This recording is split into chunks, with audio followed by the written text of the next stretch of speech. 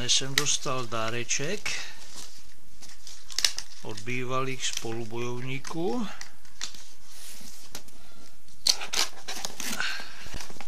Drazí spolubojovníci a kamarádi, předem mi dovolte poděkovat za zaslaný dárek. Těšil jsem se už týden, neboť stará armádní trika, co mi zůstala, již dosloužila, včetně těch darovaných od Amiku. Už jako malý kluk jsem rád rozbaloval dárky, ale o to větší radost mám nyní, Miro, neboť je to od tebe. Patřil jsi mezi mé nejlepší spolubojovníky a bylo na tebe vždy spolehnutí za všech okolností i v těch nejtěžších chvílích. Jsou hezké.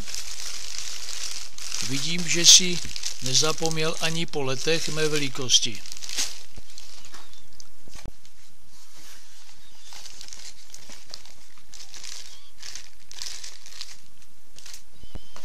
A co máme tady?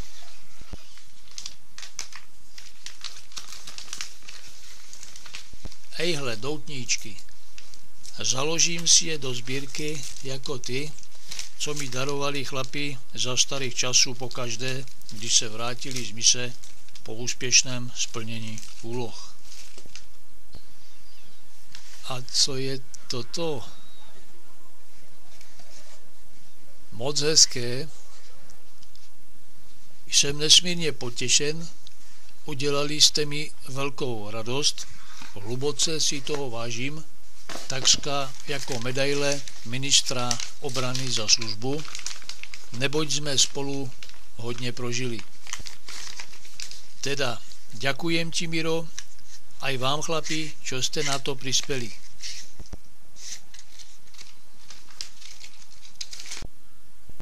Taktéž se těším, až budu mít opět cestu k vám, že se opět setkáme a zazpomínáme na staré dobré časy. Tak ahoj a díky.